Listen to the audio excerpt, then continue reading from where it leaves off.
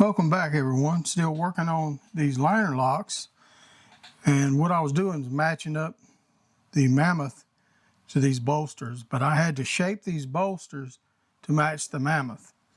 And as you know, natural horn, antler, and things like that are not always symmetrical. Even the two pieces are different. So I had to match the bolster to the individual handle, and I did a museum fit, very nice and smooth there. Now I can start working on the blade for this one. I've got to go ahead and profile these and actually contour them, and I will be doing an inlay on this, which will be what most of this video is about. I'll be using my pantograph, cutting in an inlay. This is the first folder that I've done with my pantograph, so I'm kind of nervous about it. I hope I don't have to remake these handles. The first thing I'll do though is I'll cut out the actual inlay before I cut out the scale and or the pocket. So right now I'm gonna go get them profiled. I'll get this one close. I'm gonna finish it out once I get the inlay done. But right now this one's looking pretty good. Glad y'all are here. Let's get to it.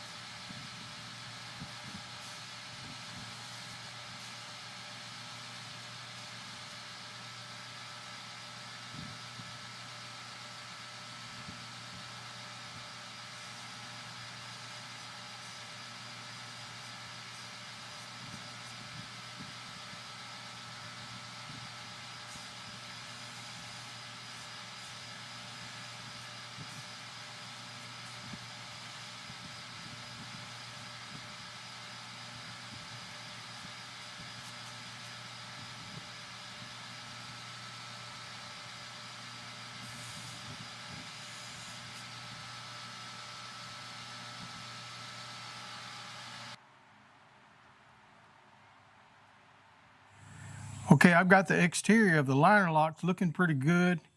And before I move on to the interior, I'm gonna do some jeweling and some file work and all that, and then move on to the blades.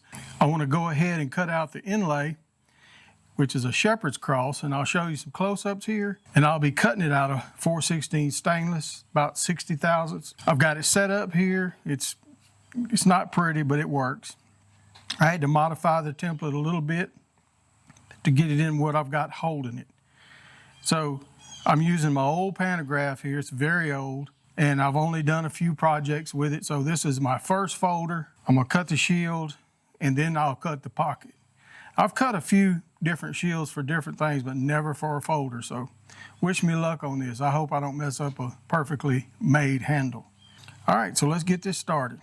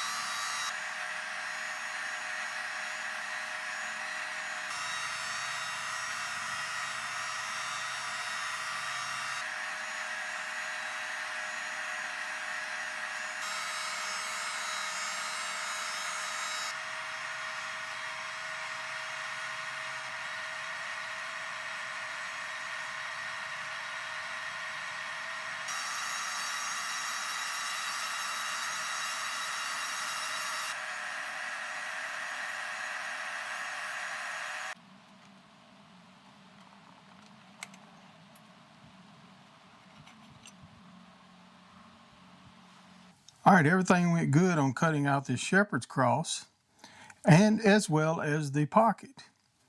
Now the problem is I can't show you the whole operation of cutting out the pocket, because after the fourth or fifth shot in setup of videoing it, I realized my camera was lagging. And so all of that footage is messed up. So I had to stop what I was doing, do a camera reset, do a firmware update, and set up my camera again. So I did get it in there. And so what I've got here is a piece of micarta that I've got a piece of stainless glued to it. It's epoxied to it. And then I tapped that stainless and screwed the handle to it, and then I cut the pocket out. Now I've got the cross in there glued in, and it's time to clean it up. But so basically I cut the pocket the same way you see me cutting the shield. And I noticed on a couple of those shots, the camera was already messing up. And I didn't notice it until I started cutting this actual pocket. But it went great. I've got it set in there. I've got just a little sticking above that I've got to go clean off, and we'll take a look at it. So let's get that done. Hopefully we won't have any more camera issues.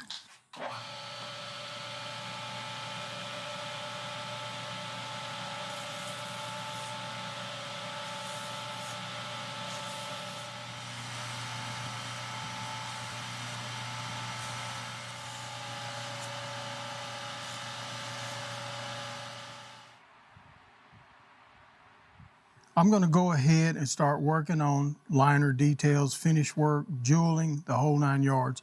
Right now I've got the liners turned inside out and screwed together. And I'm going to go ahead and soften these sharp corners and get everything nice and softened. That way it's not cutting your fingers like I've got a cut on that finger right there. I'll get that done, and we'll move on to the next part of decorative work.